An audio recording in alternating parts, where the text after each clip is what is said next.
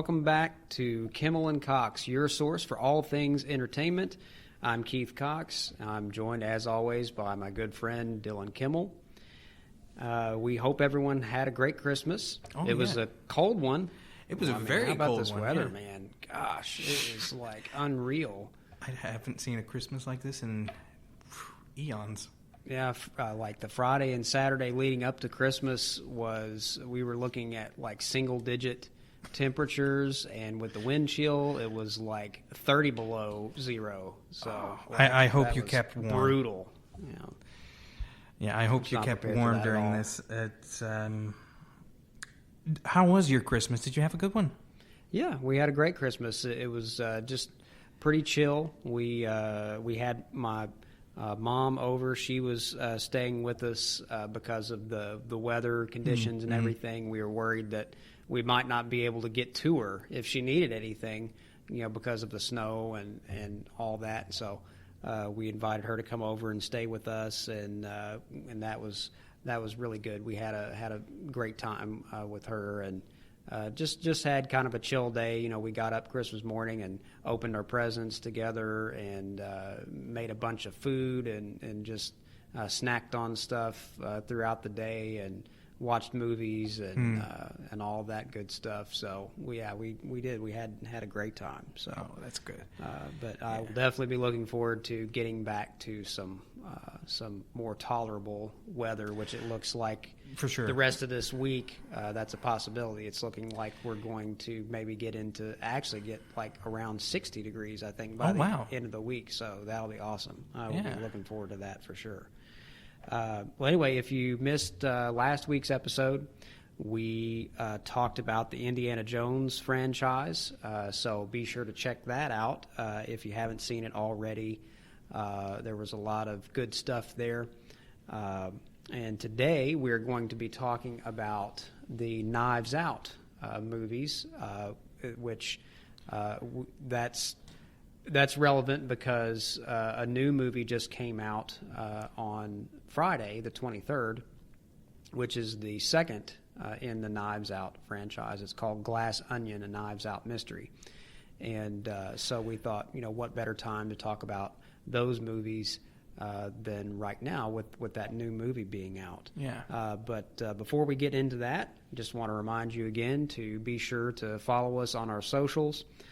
You can catch us on TikTok, Twitter, Instagram. We are on Instagram now. We are. I did not realize that. I thought that, I mentioned the whole Facebook thing last time, and I always thought that Facebook and Instagram were connected.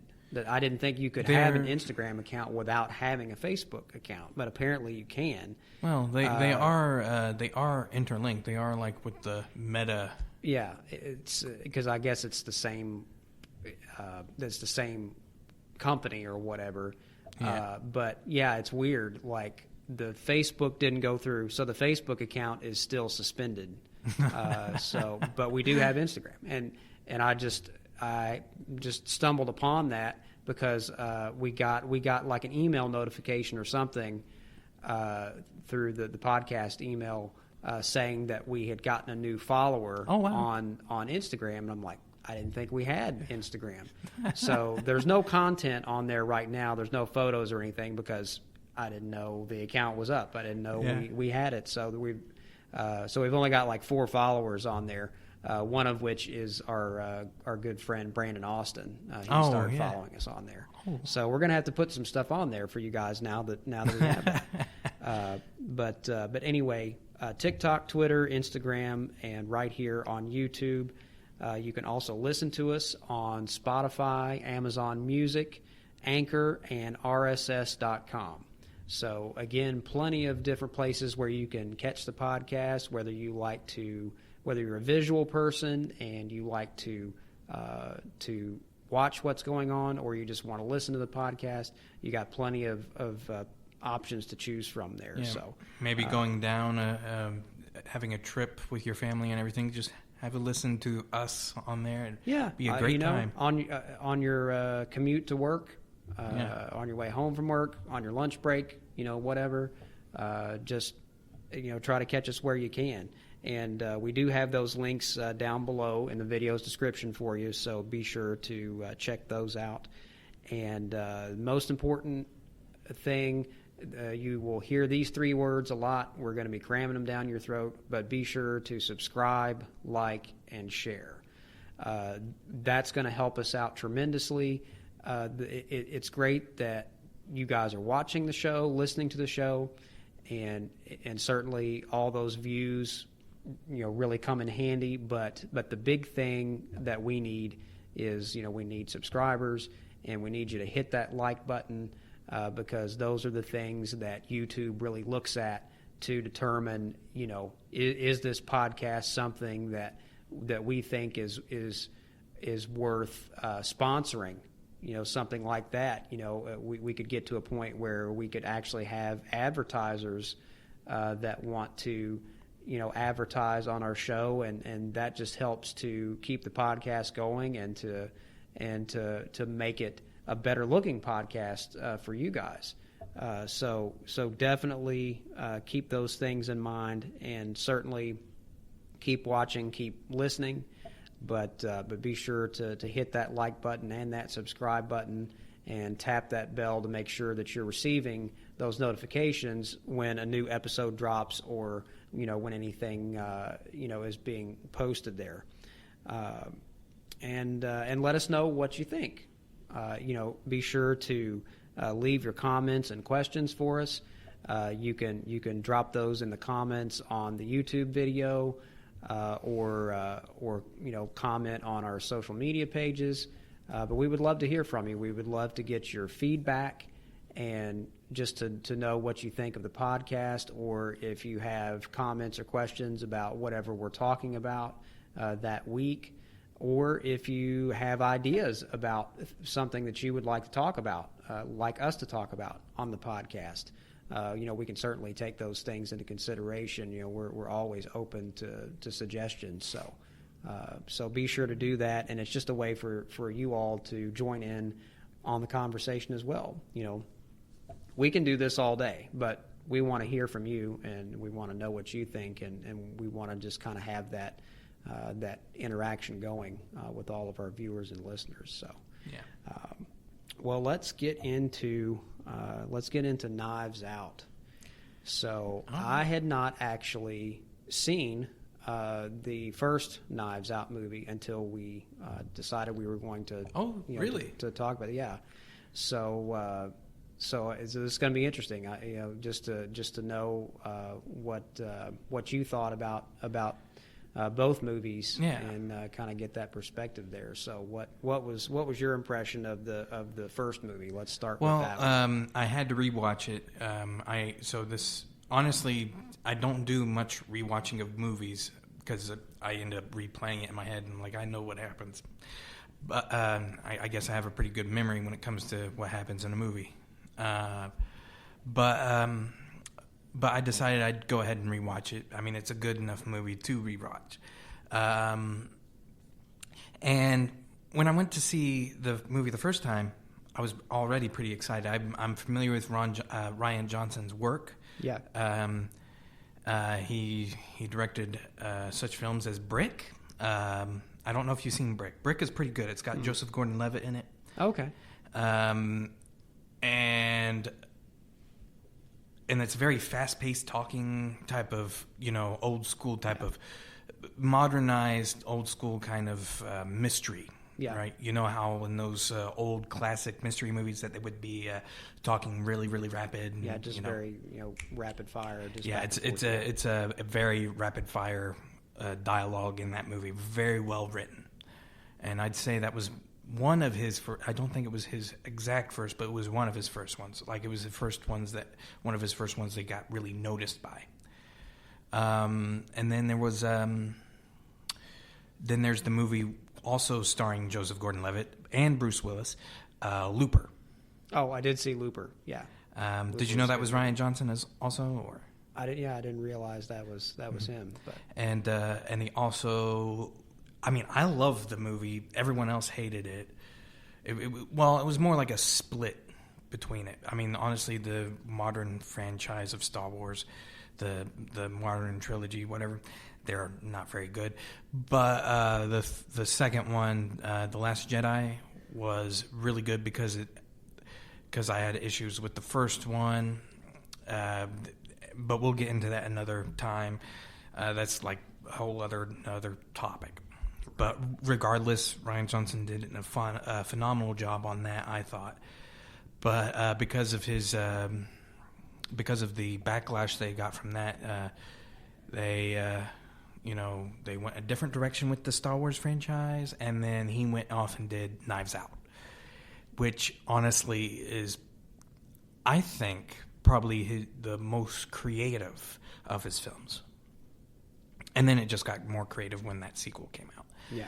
But back to Knives Out, it was. I really enjoyed.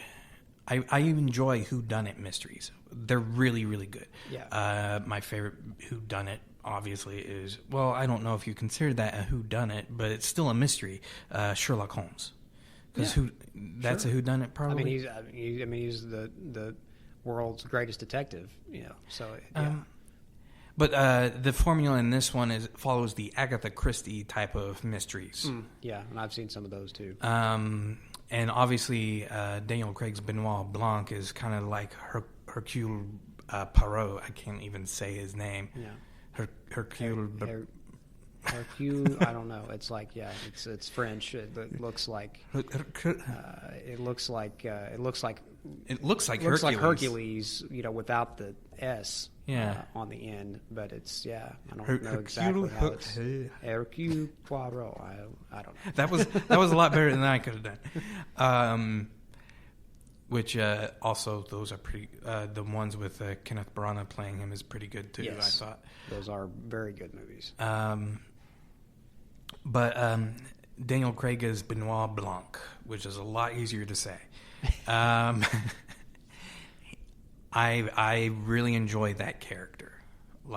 He really stole the show in the first movie. Like I felt like, the cast was great. The cast was incredible, but I think he really had a lot of fun with that role. You could tell that he was enjoying it, and it was surprising. Yeah. Like when he opened his mouth and started talking in this southern drawl, I was like, I didn't expect that to come from him. Of course, we're used to seeing him as James Bond, because he is the current James Bond. He's been playing that role for like the last 4. Well, he's not James Bond anymore. They're looking for a new one now, but because he's up there in age now, if he did another one, he'd be like Roger Moore.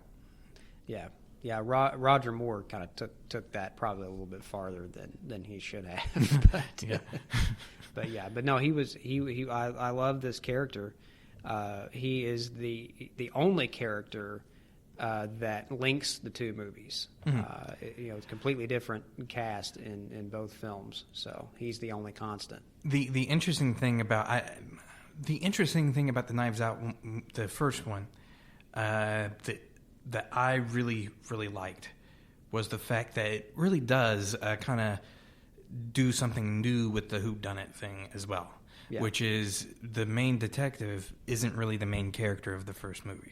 I think he is more so in the second one, but he's not in the first one. He's a secondary character in that first one. He sort of slides in under the radar a little bit, and then by the end of the movie, it's kind of become his show by then. Yeah.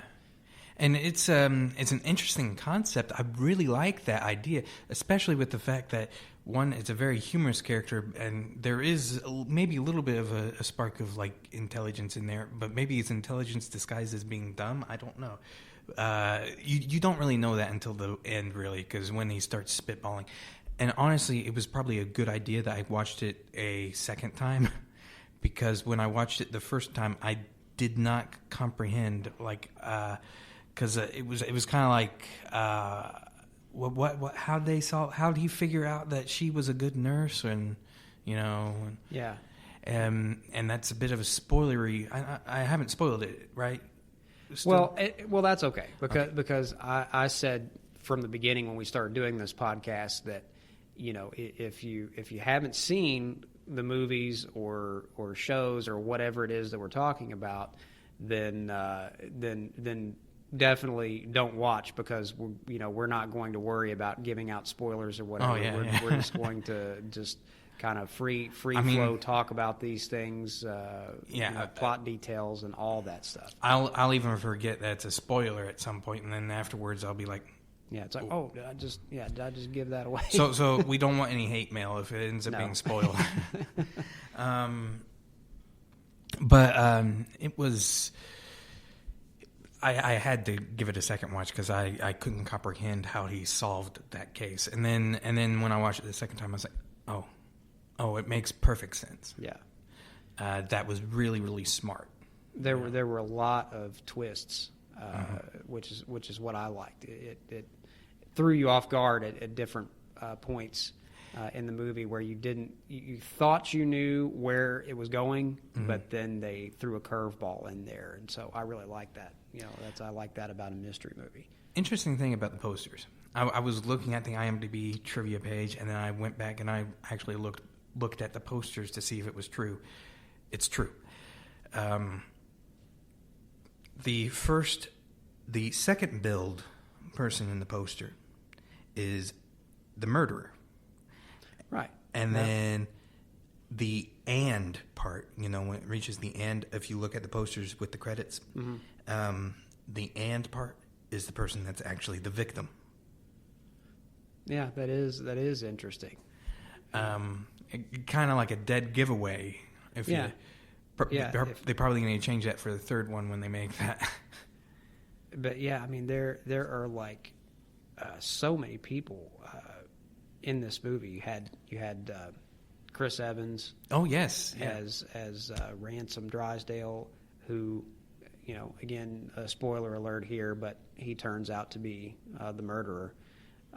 You have Ana de Armas as the nurse, Marta Cabrera. Mm-hmm. I saw her in what is the name of that movie? She was in a movie with Ben Affleck. Oh, I saw it not too long ago, and I can't remember now for the life of me. I got to look that up because I don't remember what the name of the movie was. I don't remember either. But she was really also good in that too. She was also in another movie with Ryan Gosling and Harrison Ford. Do you know which one I'm talking about? Also featured Dave Bautista, actually, and Jared Leto. Deep Water. That's the name of the one she Deep was Water. In with Ben Affleck. Affleck. Which also came out this year. It's a newer movie, so. Okay. But yeah. But she was. As soon as I saw her, I was like, oh yeah, I remember her from that movie. But she was good. Blade Runner 2049. Okay. Yeah. See, I saw Blade Runner, but I didn't see. Oh, you didn't see the sequel? The sequel. Yeah. The sequel is very good. Honestly, it's pretty much like even with the first one, which is not a bad thing, I don't think. But if you're going to do that, at least if you're going to do a sequel, you at least want it to be on par with the original. It doesn't necessarily have to be better, but as long as they're on an equal plane. And they're in a very equal plane because the second one did just about as well as the first one did when it was in the box office, which is not very good. So, but it's earned a cult following just the same as the first one. Yeah, sure. So, Ana de Armas. Who else is in it? Jamie. You said Jamie Lee Curtis, right? Oh no, actually, yeah, I was gonna mention her next. Jamie Lee Curtis as Linda Drysdale, who is Ransom, Chris Evans' mother in the film, and of course she's always great. I mean, she always brings it, everything that she does. So. Oh, and then there's we mentioned Don Johnson. Don Johnson, yeah, there was somebody that he was playing Richard Drysdale, Linda's husband. That was somebody else that I had not seen in a little while. Oh yeah, it's like everybody probably knows him from Miami Vice. That was really the show that kind of made him a star, and then later on Nash Bridges. That was actually a good show too. Oh yeah, it was great to see him. I mean, it really is really good cast. Michael Shannon, Mm-hmm. and we cannot. And also, Michael Shannon just so happens to be from Lexington, Kentucky. So. Oh right, yeah, I'd forgotten about that. And so I just had to say that because when you're from Lexington, you have to be like, oh, that person's from there. Oh yeah, you gotta represent, because there's more of them now than there used to be. There's or just from Kentucky in general, because you have Jennifer Lawrence and so they're starting to Kentucky is starting to be represented a lot more in the entertainment industry. And and we cannot forget the late and great Christopher Plummer. Christopher Plummer, absolutely, yeah. Which, I mean, till the very end, he just was phenomenal in pretty much everything. Yeah, he's so great at playing, villainous characters as well as just the traditional family man type. Of course, he was in The Sound of Music, and then but he did a lot of he did a lot of sort of suspenseful thriller movies too. He was like horror movies and things like that. He did a lot. I believe he replaced what's his face in a movie called The Color. Was it The Color of Money? Is that the name? Or All the Money in the World? All the Money in the World? I don't know. I can't remember. The Color of Money is a different movie, I think. Now I'm spaced out. And it was a movie that came out in 2015, I think, 2016, somewhere around there. It has Mark Wahlberg in it, and someone out there has got to correct me on this because I know the movie. I can see the trailer in my head, and I can see who it was. It was Kevin Spacey he replaced. Okay. Yeah, definitely. If you guys, catch us in anything or whatever, if we're having a brain fart, we can't remember. There's so many things bouncing around in our head, because we've seen so many movies and TV shows and stuff. It's crazy. I mean, listen, I got 500 movies on my streaming list, so on my Vudu. Oh gosh, I've probably seen. I guarantee you, I've seen. In the thousands of movies, and probably close to 1,000. Oh, I've no doubt. Because I actually remember, I am really surprised at how well I remembered all the movies that I watched from my childhood. Because I went on the Letterboxd and actually developed. I actually liked every single movie I could possibly remember, and every single movie that I could possibly remember, it's in the thousands, right there. So yeah, it's definitely. I read something that a person watches 100,000 movies in a lifetime. I could believe that. So for anyone that actually thinks, man, that's a lot, nah, it's not really all that lot. You can accumulate that a lot quicker than you think. Yeah. So, but one of the things that I really liked about this movie is it kind of.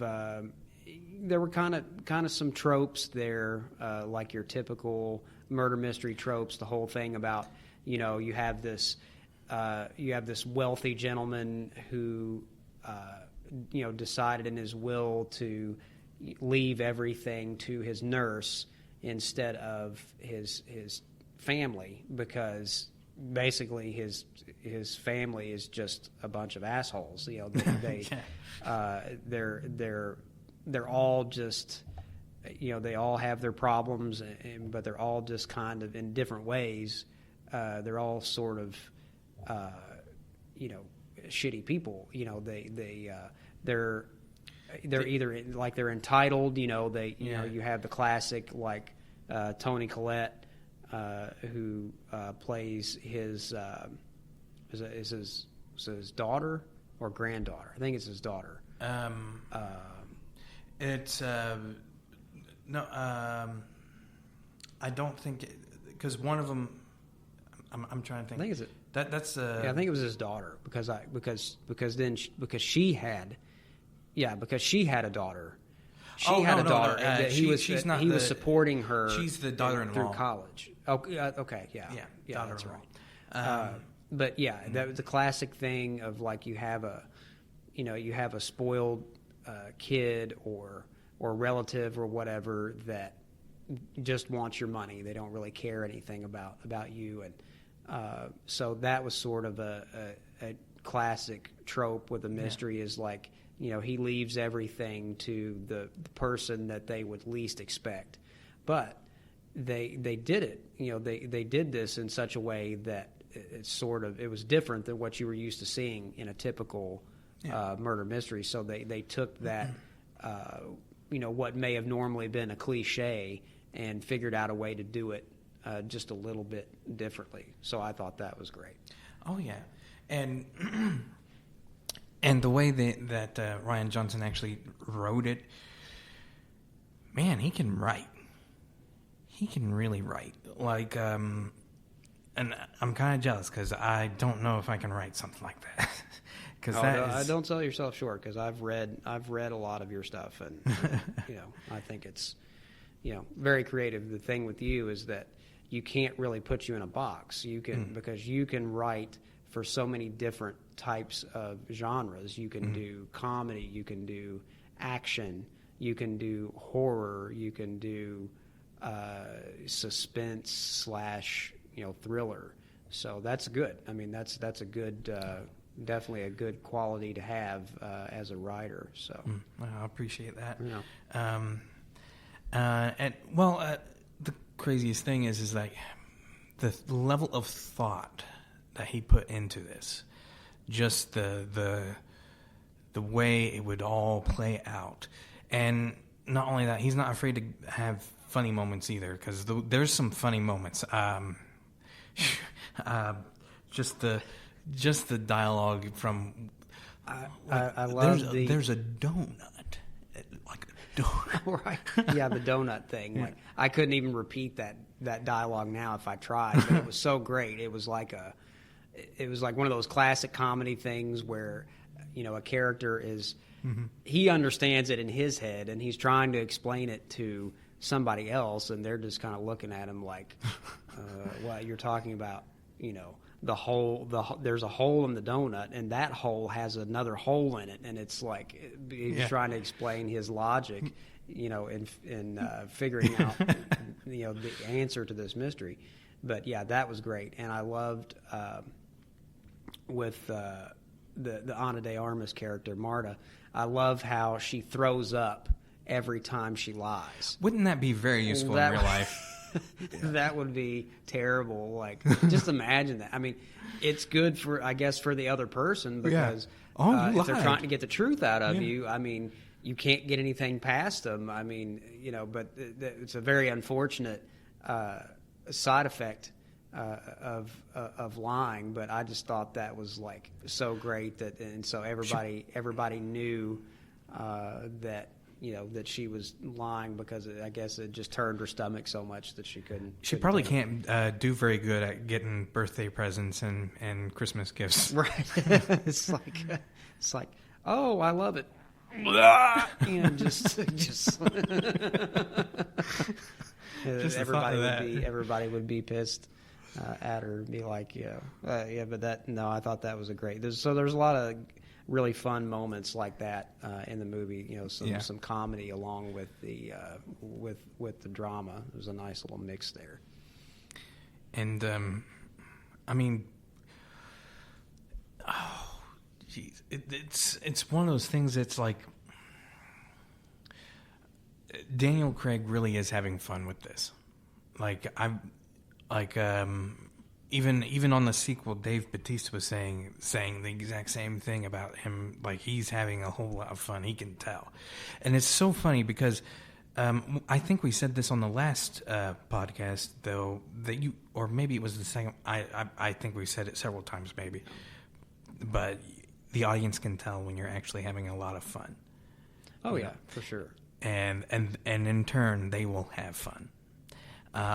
And It's an interesting thing because he took the role of James Bond very seriously, and probably was, for me anyway. He was one of the best.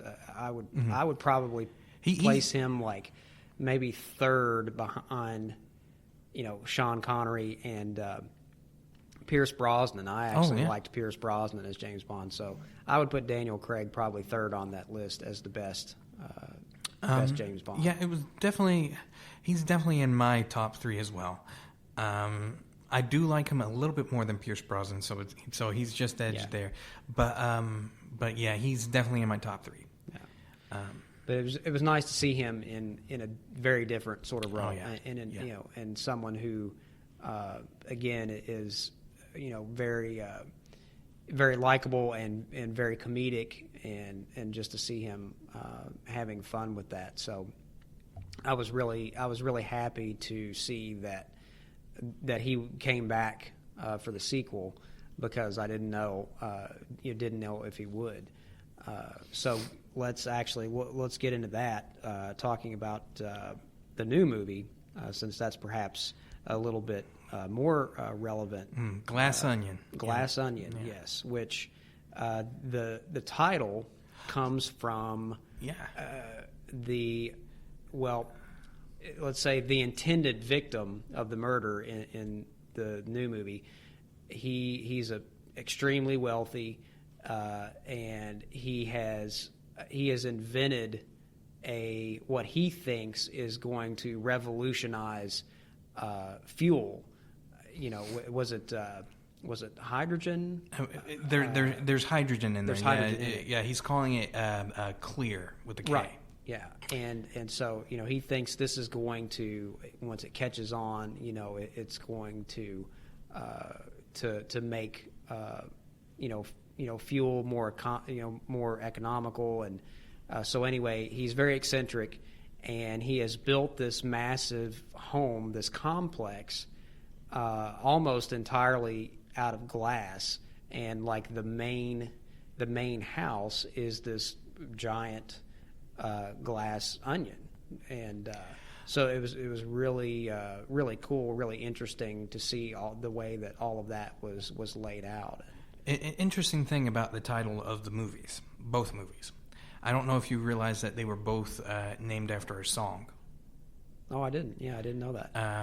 I can't remember what the Knives Out one was, but it was some sort of song. But Glass Onion, there's a lyric in the Beatles song.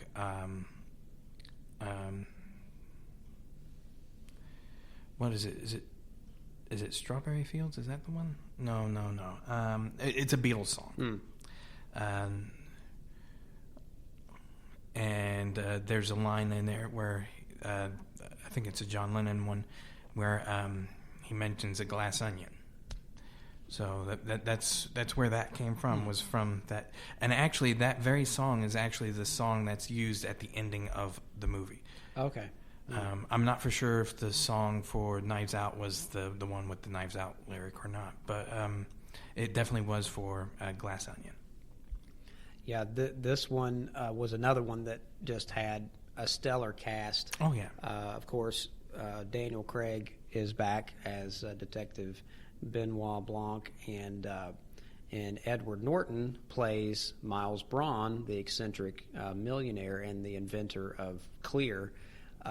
Was so great to see him because I hadn't really seen him in much of anything lately. I know you had said that he had mostly been doing Wes Anderson movies for a while, which are a little bit more like artsy kind of films as opposed to mainstream.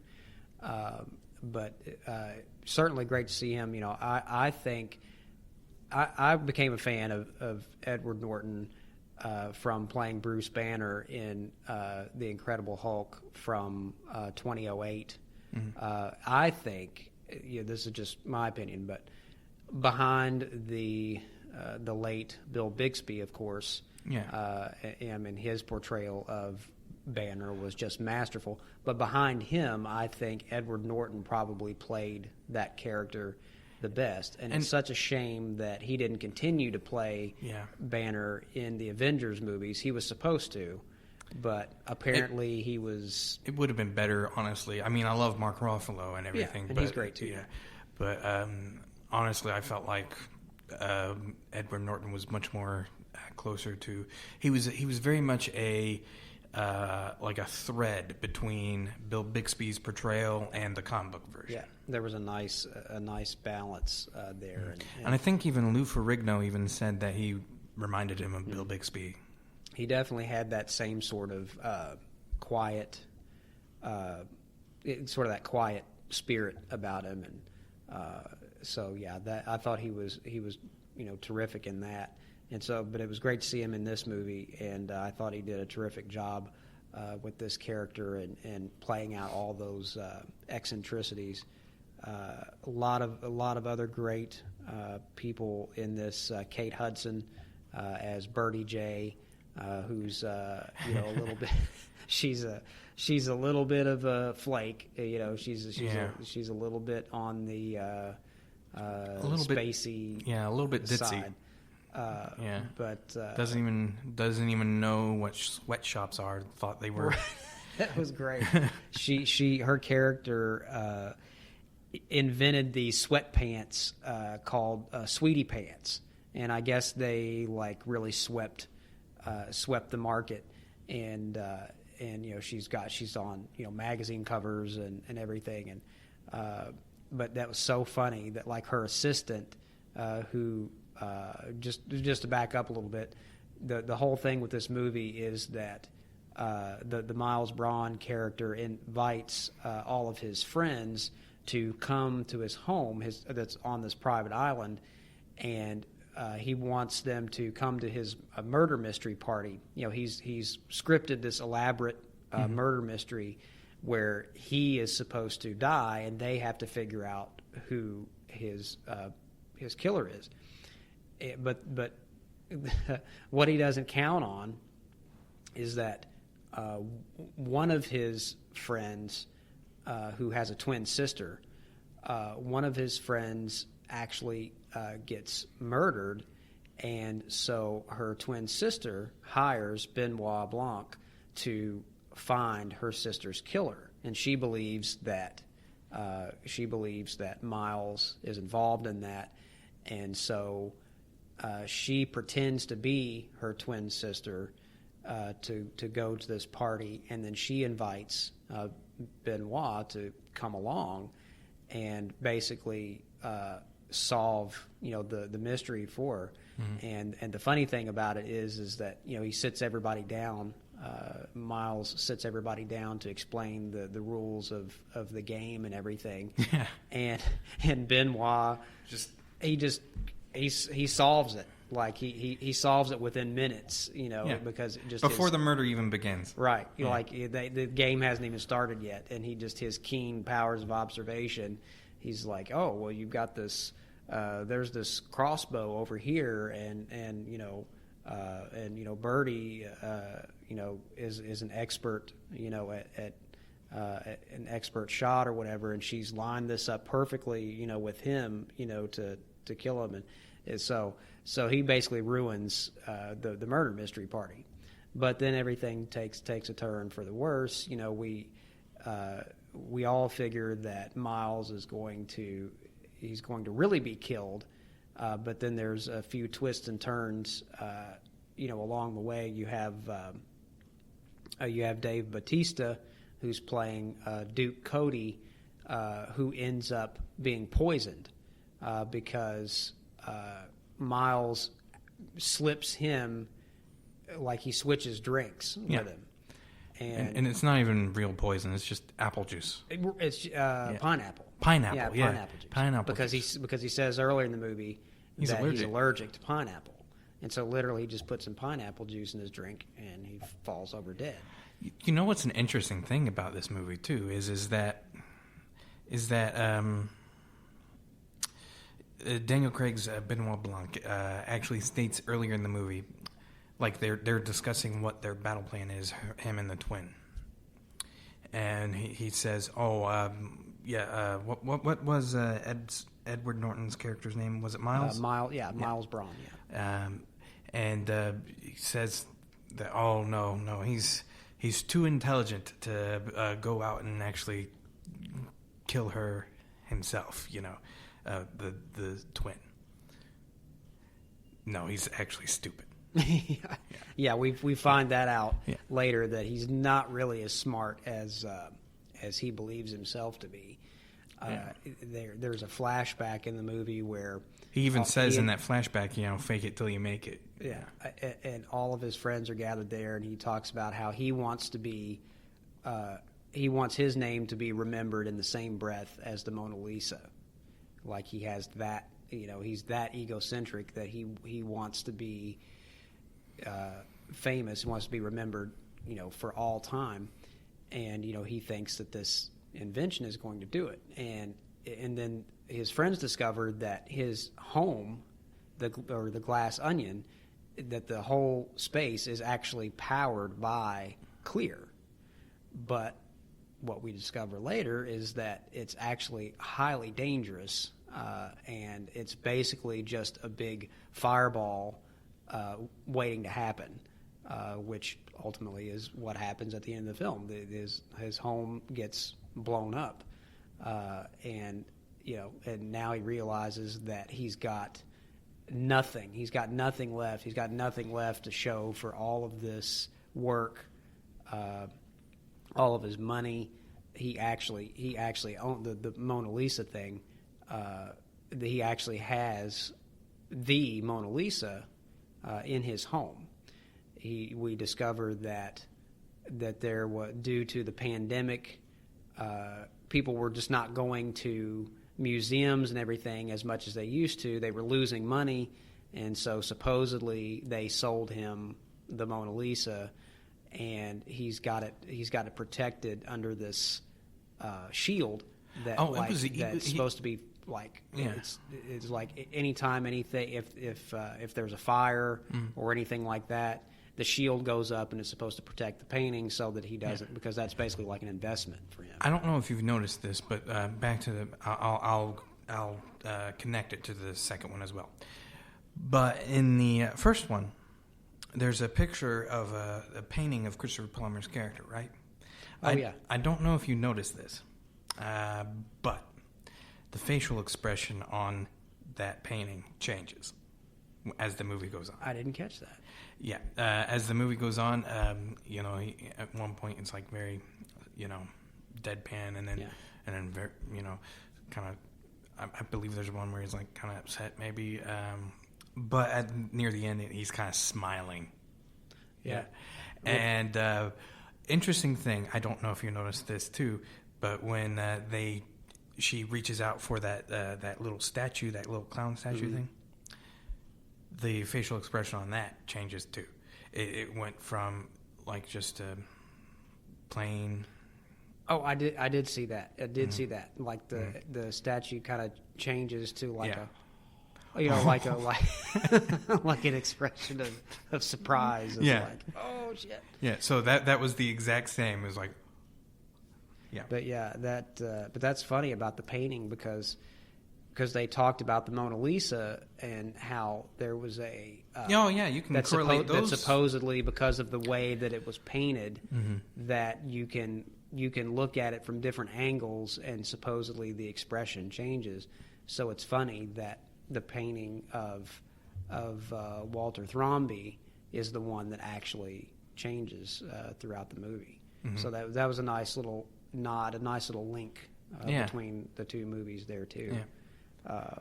But it was just, like I said, I enjoyed the second one a lot more than the first one. I think the first one was a little bit, the pacing was a little slow. It kind of dragged on a little bit. But the second one was just fun. It was just enjoyable to watch. And the interesting thing about whodunit movies, if they're too serious, I find them not rewatchable. Yeah. Because you already know, because the excitement of watching a whodunit movie is trying to figure out, who done it. Yeah. And that's why they call them whodunits, People are trying to solve the mystery along with it, it's kind of like its own little mystery party thing, you know. And the trying to think. The basic thing is that these movies, this is what I was getting at. These movies is they are entertaining to watch on repeat, because it's not just the whodunit, but there's humor throughout them, especially in that second one. Yeah. Because he went and he did see what was really resonated with the first one, which was the humor of it all, the eccentricities of all these people. And then he amped it up for the sequel. And it is a phenomenal creative endeavor. Like, just the way that the world is crafted in such a... And another thing, this is like one of the first movies that I can even recall that has ever even mentioned the real-life COVID-19 pandemic. Yeah, there's a few that have kind of made mention of it, or have maybe incorporated it into the plot somehow with you know, characters wearing masks and things like that. And that's. But there hasn't been a lot of that. It's kind of been like people trying to forget that actually happened, which is probably not a good thing. Or it's just mentioned casually, just as a passing thing, a passing comment. And I guess they kind of did do that after a while too with this movie too. Like, it was only in like the first few minutes there, and then oh, you're good, you don't need it, because he has some sort of cure. What was that? Where is that? Yeah, it's like, where is that? You know, where was that cure at? Because it seems like that would have been an even more profitable thing to want to release to the world than this alternative fuel source. Yeah. I don't know, but very both very fun movies. I would highly recommend them to anybody. So you know, be sure to check both of those out. Now the first one. The first one is available, I think, on the majority of streaming services, but the second one was a exclusive Netflix to Netflix. Exclusive, yeah. So definitely be sure to check both of those out. But it looks like we are just about out of time for today. But before we go, as always, just want to remind all of you about our Patreon page. Be sure to go and check that out. We could really use your help and your support to make this a better podcast. Every dollar you donate goes towards things like production costs, getting better equipment, and hopefully being able to get a permanent studio space. And you guys can be a tremendous help in that regard. We have some pretty cool benefits on there as well. We have memberships as low as $5 going up to $100 per month. So be sure to go on there and take a look at all those, see if there's anything on there that interests you. But, you know, we want to take this thing to the next level. You know, we want to be the best that we can possibly be, and we want to be able to entertain you guys and keep you coming back week after week. So, you know, if we can get lucky enough to get some sponsorship opportunities and things like that, then we can you know, do all kinds of things. You know, we can look fancy. You know, so be sure to check out that Patreon page and see if there's anything on there that catches your attention, and just, you know, just give what you can. You know, every little bit helps. What next week? We hadn't really talked about next week. What do we want to talk about next week? Normally we have this planned in advance. Kind of skipped on that. I don't know. What are you thinking?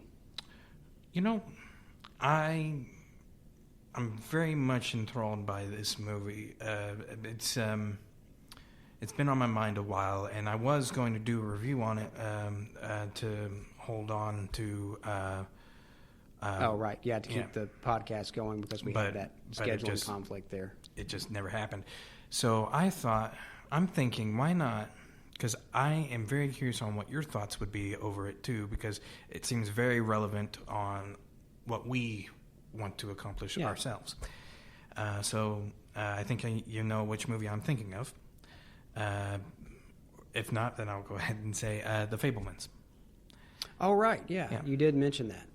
That's a movie you said it's supposed to be semi-autobiographical on Steven Spielberg's life. It is semi-autobiographical. And I'm wondering what is exactly false in that, because the only thing I've so far found out is just the names being switched on. I'm sure there's some sort of little, changes there. I mean, there'd have to be. It's a film. You'd have to do something to change it. But The Fabelmans, partly inspired by Steven Spielberg's own coming-of-age story. Yeah, well, there you go. So next week's episode, we will be talking about The Fabelmans. So be sure to check that movie out. And again, feel free to join in on the discussion. Send us your comments, questions, whatever, and we'll try to take a look at that. And we'll have a good time. So, but that is all the time we have for today. But in the meantime, we hope you guys are staying safe out there, and more importantly, as always, be good to yourselves, and we'll see you next week.